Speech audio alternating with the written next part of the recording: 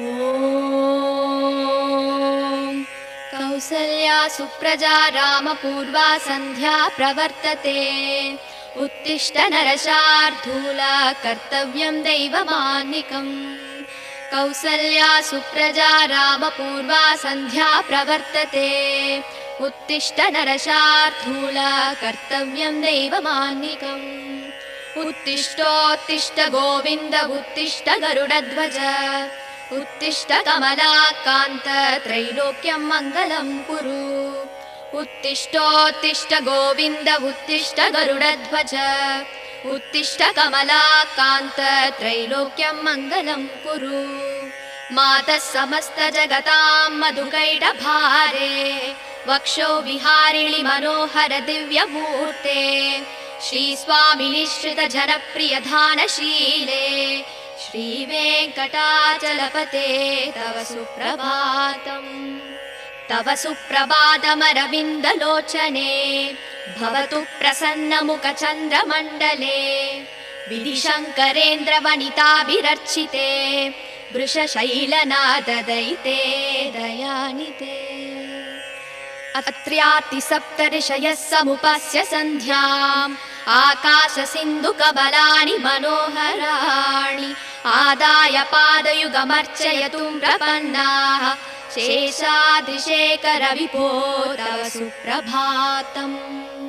पञ्चाननाब्ज भव षण्मुखवासवाद्याः। त्रैविक्रमादिसरितं विभुतास्तुवन्ति। भाषापतिः पठति वासरशुद्धिमारात्। शेषाद्रिशेखर विभो तव सुप्रभातम्।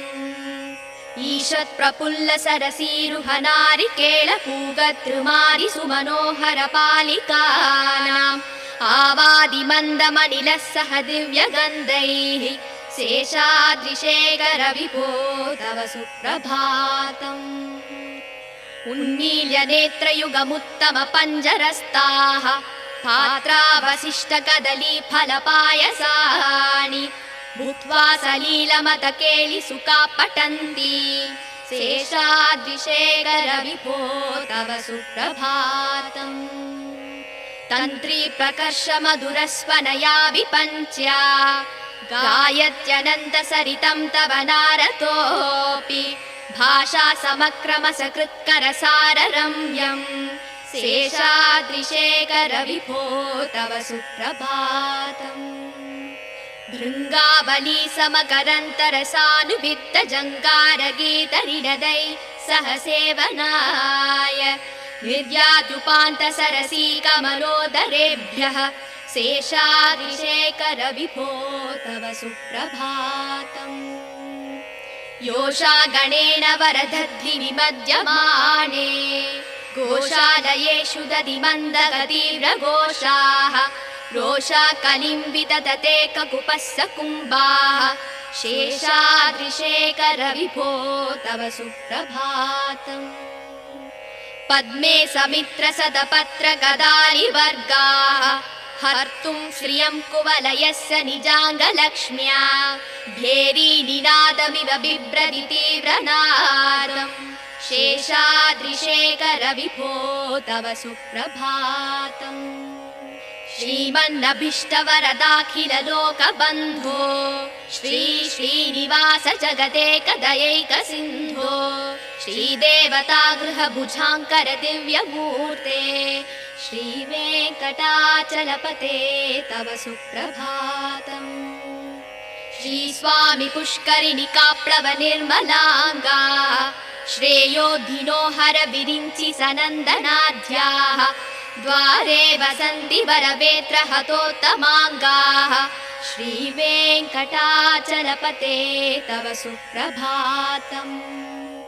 श्रीशेषशैलगरुडाचल वेङ्कटाद्रिनारायणाद्रिविषवाद्रिविषाद्रिमुख्याम्। आख्यां त्वदीय वसतेरनि संवदन्ति। श्रीवेङ्कटाचलपते तव सुप्रभातम्। सेवा परा शिव सुरेश कृशानुधर्म रक्षोऽम्बुनाथ भवमान धनाधिनाथा। भक्ताञ्जलि प्रविलसन्निज शीर्षदेशाः।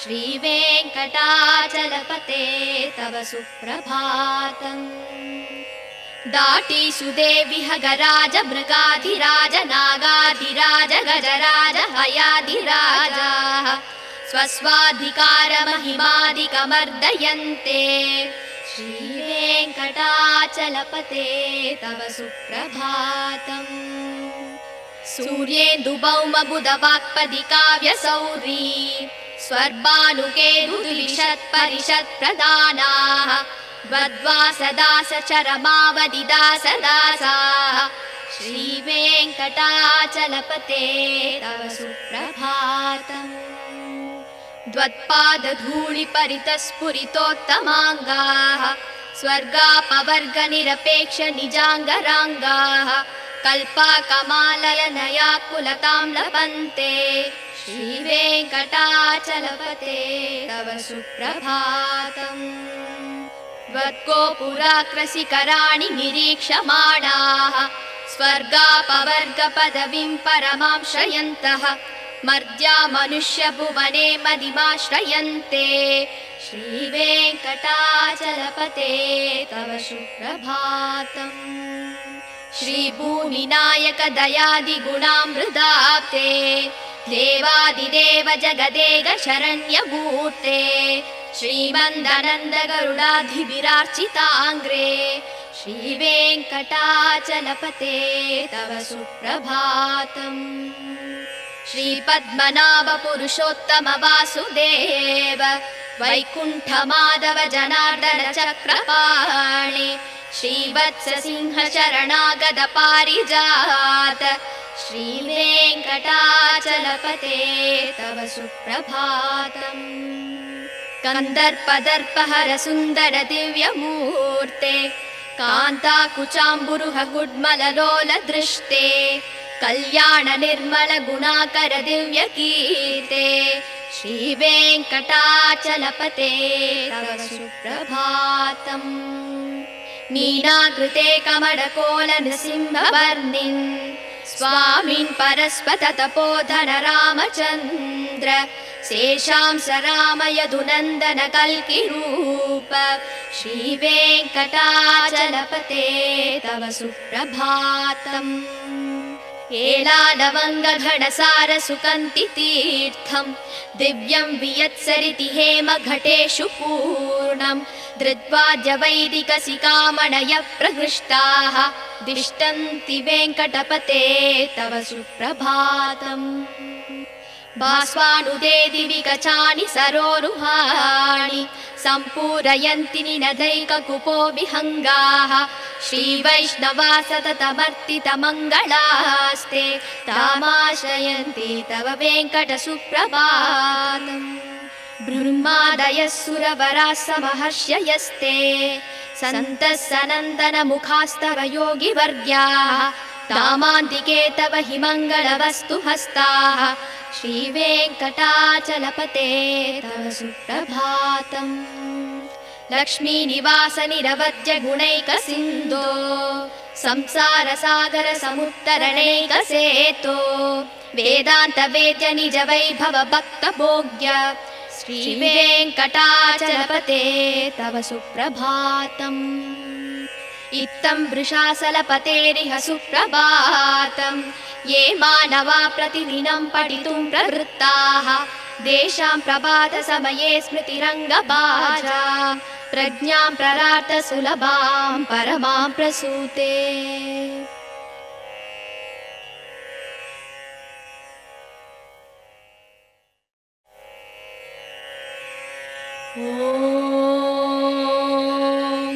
कौसल्या सुप्रजा रामपूर्वा सन्ध्या प्रवर्तते उत्तिष्ठ नरशार्दूल कर्तव्यं दैवमान्निकम् कौसल्या सुप्रजा रामपूर्वा सन्ध्या प्रवर्तते उत्तिष्ठ नरशार्दूल कर्तव्यं दैवमान्निकम् उत्तिष्ठोत्तिष्ठ गोविन्द उत्तिष्ठ गरुडध्वज उत्तिष्ठ कमलाकान्त त्रैलोक्यं मङ्गलं कुरु उत्तिष्ठोत्तिष्ठ गोविन्द उत्तिष्ठ गरुडध्वज उत्तिष्ठ कमलाकान्त त्रैलोक्यं मङ्गलं कुरु मातः समस्तजगतां मधुकैटभारे वक्षो विहारिणि मनोहर दिव्यमूर्ते श्रीस्वामिनिश्रित जनप्रियधानशीले श्रीवेङ्कटाचलपते तव सुप्रभातम् तव सुप्रभातमरविन्दलोचने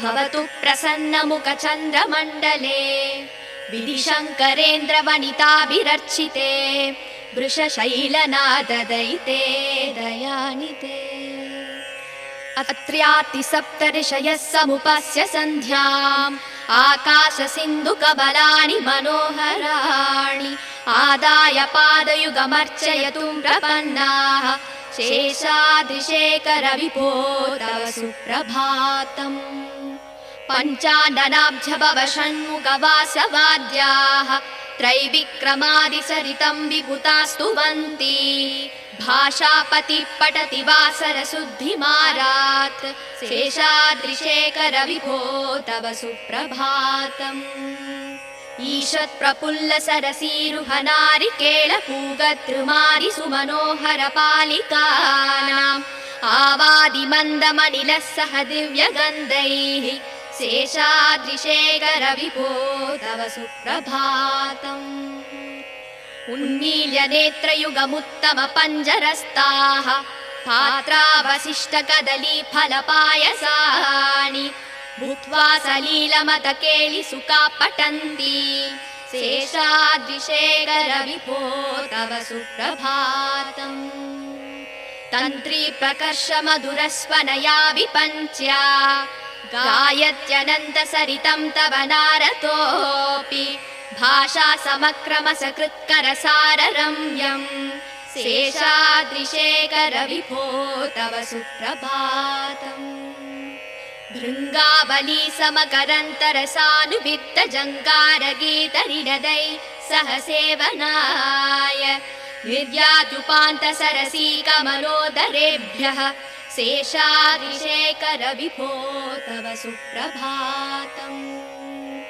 योषा गणेन वरदद्रिविमध्यमाने घोषालयेषु दधिमन्दगतीव्रघोषाः रोषा कलिं विदधते ककुपस्य कुम्भाः शेषाद्रिशेखरविभो तव सुप्रभातम् पद्मे समित्रसदपत्रगदालिवर्गाः हर्तुं श्रियं कुवलयस्य निजाङ्गलक्ष्म्या भेरीनिनादमिव बिभ्रति तीव्रनादम् शेषाद्रिशेखरविभो तव सुप्रभातम् श्रीमन्नभीष्टवरदाखिललोकबन्धो श्री श्रीनिवास जगदेकदयैकसिन्धो श्रीदेवतागृहभुजाङ्कर दिव्यमूर्ते श्रीवेङ्कटाचलपते तव सुप्रभातम् श्रीस्वामि पुष्करिणिकाप्लवनिर्मलाङ्गा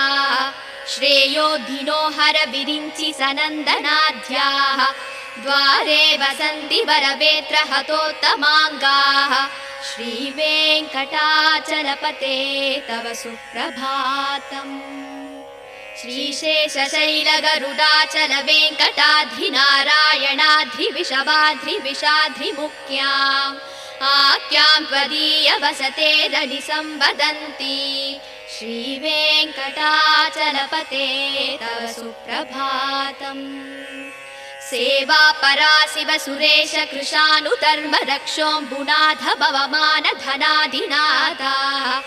भक्ताञ्जलिप्रविलसन्निज शीर्षदेशाः श्रीवेङ्कटाचलपते तव सुप्रभातम् दाटीसुदेविह गराज मृगाधिराज नागाधिराज गजराज हयाधिराजाः स्वस्वाधिकारमहिमादिकमर्दयन्ते श्रीवेङ्कटाचलपते तव सुप्रभातम् सूर्येन्दुभौमबुधवाक्पदि काव्यसौरी स्वर्भानुकेतुलिषत्परिषत्प्रदानाः वद्वासदासचरमावदिदासदासाः श्रीवेङ्कटाचलपते तव सुप्रभातम् द्वत्पादधूलिपरितस्फुरितोत्तमाङ्गाः स्वर्गापवर्गनिरपेक्ष निजाङ्गराङ्गाः कल्पाकमालयनया कुलतां लपन्ते श्रीवेङ्कटाचलपते तव सुप्रभातम् त्वद्गोपुराकृशिखराणि निरीक्षमाणाः स्वर्गापवर्गपदवीं परमां श्रयन्तः मर्त्या मनुष्यभुवने मदिमाश्रयन्ते श्रीवेङ्कटाचलपते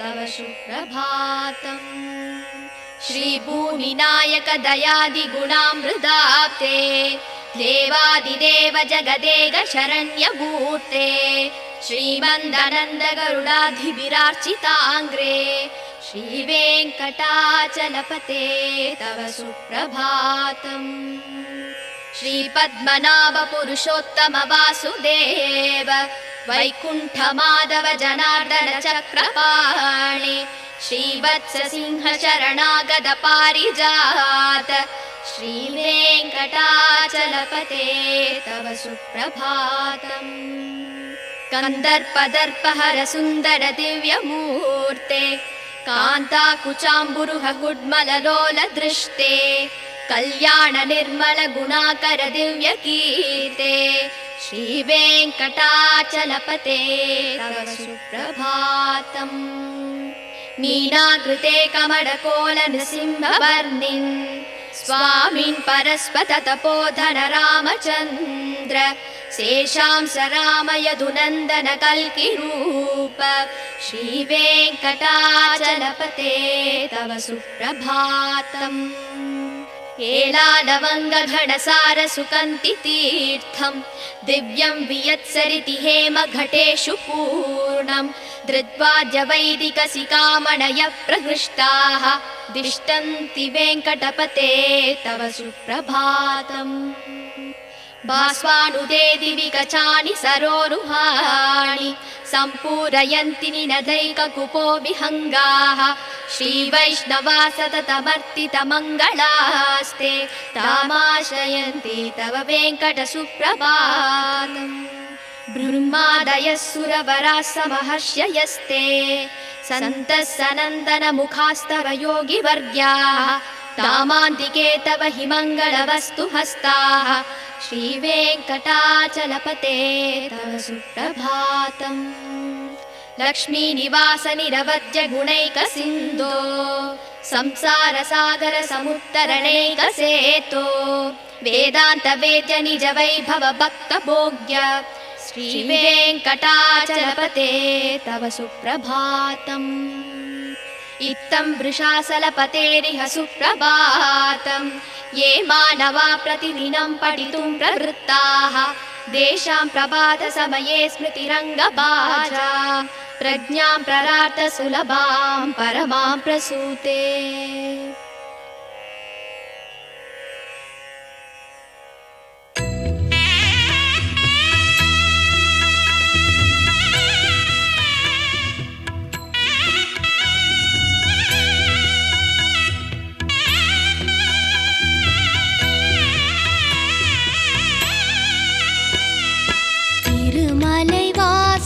श्री श्रीनिवासा तिरुमगळ पोற்றும் अழகியனே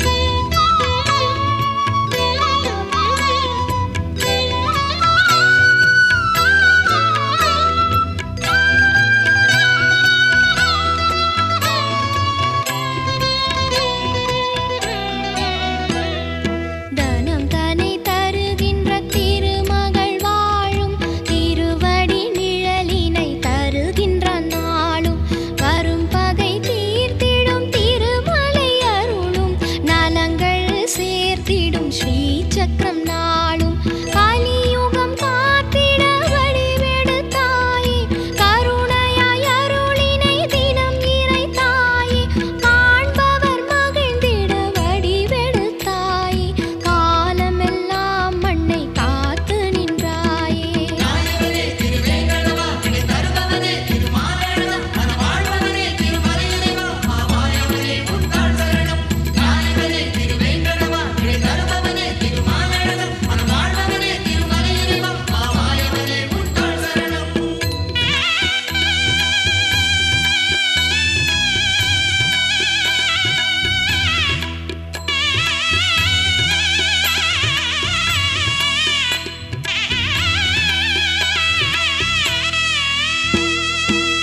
வேங்கடமலையை நாம் நினைத்தாலே வேதனை மறையும் அவன் நாமத்தாலே செல்வங்கள் பொழியும் வான்மழை போலே தினம் அவன் மலரடி தொழுது வந்தாலே ஆயிரம் சூரியன் ஒளி என நீயும் மலைகளில் திகழ்ந்தாய் மகிமைகள் அறிந்தோம் மாயனே உன்னடி சரணங்கள் ஐயா மாதவனே உந்தன் நாமங்கள் மறவேன்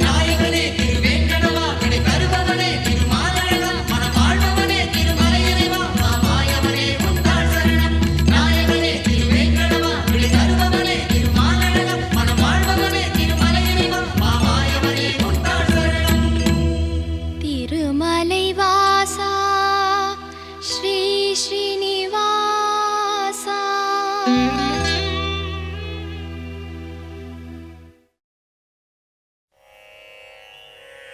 கமலம் மலர் மேல் வசிக்கும் மகளே உறைவாள் பெருமாள் திருமார்பினிலே திகழும் நல் குங்குமம் மேனியனே விஜயீ பவ வெங்கட சைலபதே கமலம் மலர் மேல் வசிக்கும் மகளே உறைவாள் பெருமாள் திருமார்பினிலே திகழும் நல் குங்குமம் மேனியனே விஜயீ பவ வெங்கட சைலபதே கமலம் இதற்போல் நல் கண்ணுடையான் கடல் மேல் உரை பஞ்சனை கொண்டவனே நலங்கள் தரும் செல்வம் எல்லாம் தருவாய் திருவேங்கடனே என்னை காத்தருள்வாய் எழில் பிரம்மனுடன் சிவன் ஆறுமுகன் எனும் தெய்வம் எல்லாம் உன்னை போற்றிடுவார் இறைவா தலைவா திருவேங்கடவா ரிஷசைலபதே என்னை காத்தருள்வாய் என்னை தீண்டிடும் வல்வினை தீவினைகள் பல நூறு தவறுகளின் துயர் நிலைகள்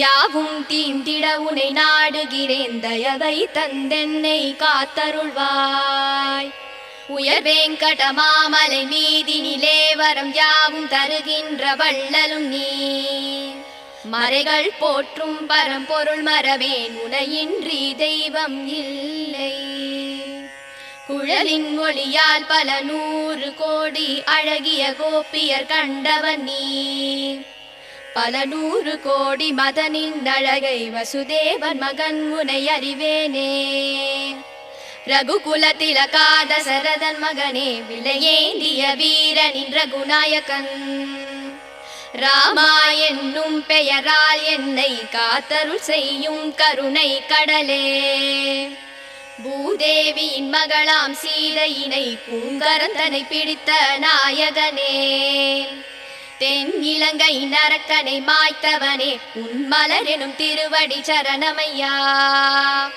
நல்வீரமும் முகமும் நல்குணமும் இரு தோளழகும் தினம் கொண்டவனே ரகுகுல தெய்வம் உன்னை அன்றி எந்தன் மனதினில் இனி ஒரு தெய்வமில்லை உன்னை அன்றி தெய்வம் இலை வெங்கடேஷா உன் நாமம் வேறின்றி ஏதுமில்லை ஸ்ரீனிவாசா ஹரே வெங்கடேஷா அருள்வாய் அருள்வாய் மரவேன் வெங்கடேஷா விருப்பம் அருள்வாய் மனம் முந்தன் அடியை மறவாமல் இருக்க தினம் உன்னை தியானித்து நிற்கின்றேன் அதன் காரணத்தால் முந்தன் திருக்கோலம் எனக்கருள் செய்திடுவாய் பிரபு வெங்கடேஷா பிறவிகளால் ஏற்பட்ட தீவினையால் பிழைகள் 100 செய்தேன்.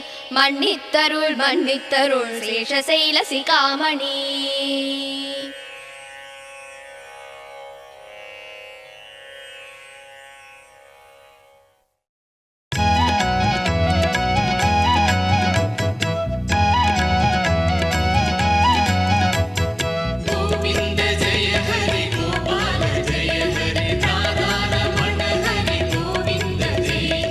பூலோகம் தன்னை வைகுண்டமாக்கி ஸ்ரீதேவி உடனே அருள்கின்ற தேவா.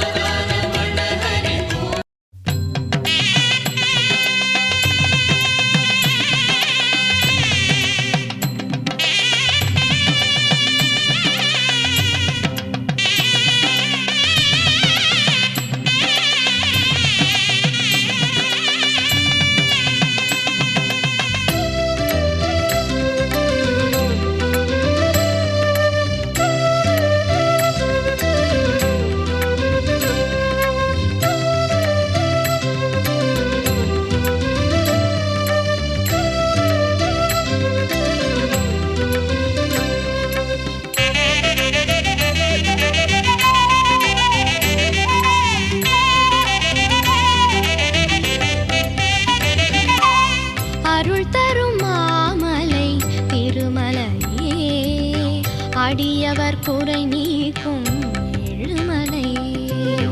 அருள் தரும் மாமலை திருமலையே, அடியவர் குறை நீக்கும் ஏழுமலை.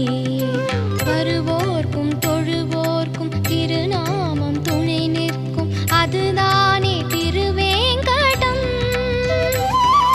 தனம் யாவும் முனை சேரும், குலம் யாவும் தழை தோங்கும், தினம் பாடு திருமந்திரம். பல யுகங்களாய் உன்னை சேர்ந்திடும், அருள் தரும் மாமலை திருமலையே, அடியவர் குறை நீக்கும் ஏழுமலையே.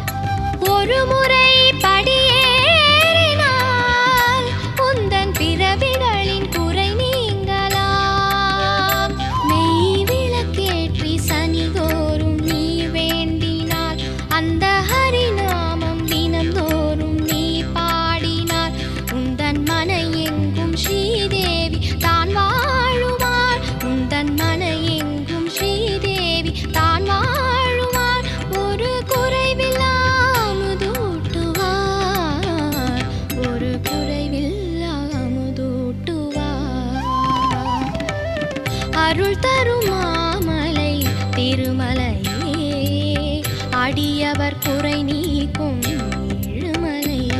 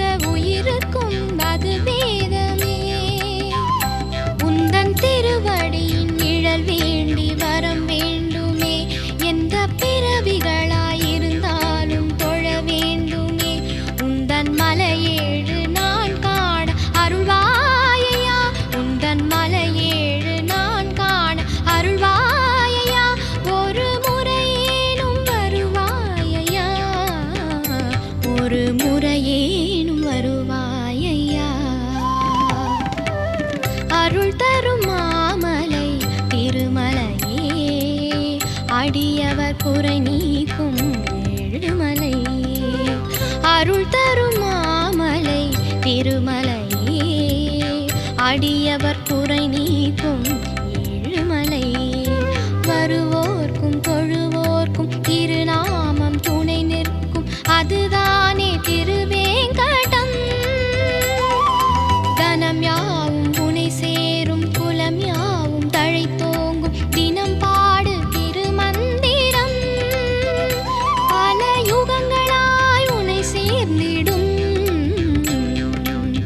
அருள் தரும் மாமலை திருமலையே, அடியவர் குறை நீக்கும் ஏழுமலையே.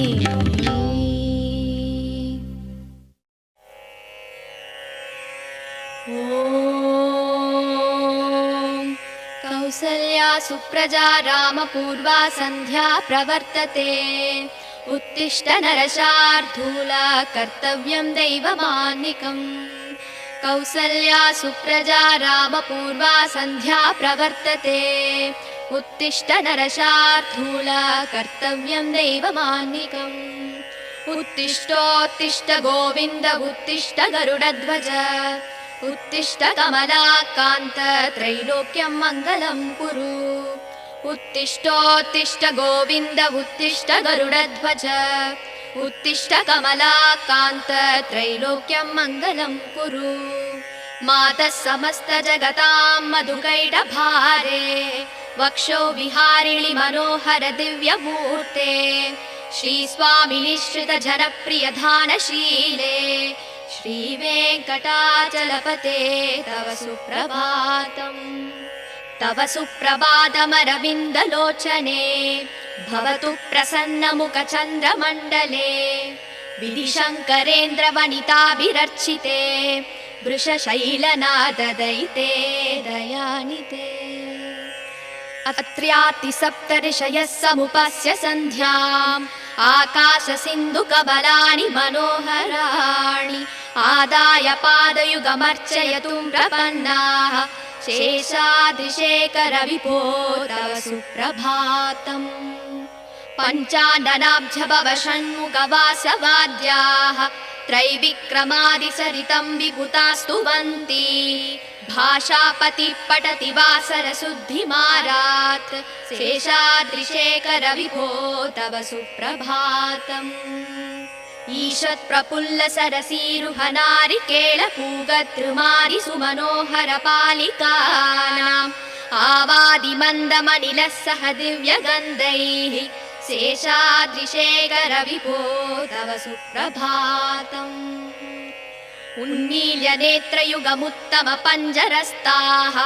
पात्रावशिष्ट कदली फलपायसानि भूत्वा सलीलमतकेलि सुखा पठन्ति शेषाद्रिशेखर विभो तव सुप्रभातम् तन्त्री प्रकर्ष मधुरस्वनया विपञ्च्या गायत्यनन्त सरितं तव नारतोऽपि भाषा समक्रम सकृत्कर साररम्यम् शेषाद्रिशेखर विभो तव सुप्रभातम् भृङ्गावली समकरन्तरसानुवित्त जङ्गारगीतनिनदै सह सेवनाय निर्याद्युपान्त सरसी कमलोदरेभ्यः शेषाद्रिशेखर विभो तव सुप्रभातम् योषा गणेन वरदद्धि विमध्यमाने गोशालयेषु दधिमन्दगतीव्रघोषाः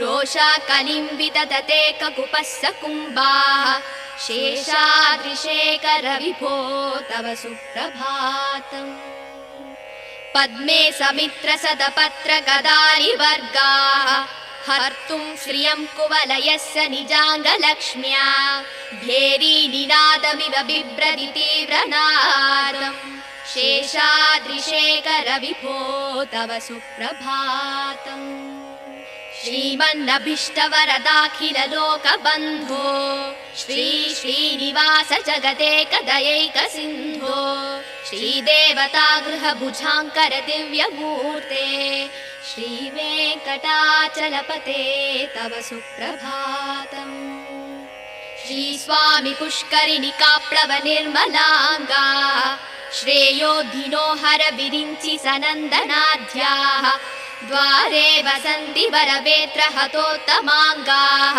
श्रीवेङ्कटाचलपते तव सुप्रभातम् श्रीशेषशैलगरुडाचल वेङ्कटाद्रिनारायणाद्रिविषवाद्रिविषाद्रिमुख्याम् आख्यां त्वदीय वसते रनिसंवदन्ति श्रीवेङ्कटाचलपते तव सुप्रभातम् सेवा परा शिव सुरेश कृशानुधर्म रक्षोऽम्बुनाथ भवमान धनाधिनाथाः भक्ताञ्जलि प्रविलसन्निज शीर्ष देशाः श्रीवेङ्कटाचलपते तव सुप्रभातम् दाटीषु देवि हगराज मृगाधिराज नागाधिराज गजराज हयाधिराजाः स्वस्वाधिकारमहिमादिकमर्दयन्ते श्रीवेङ्कटाचलपते तव सुप्रभातम्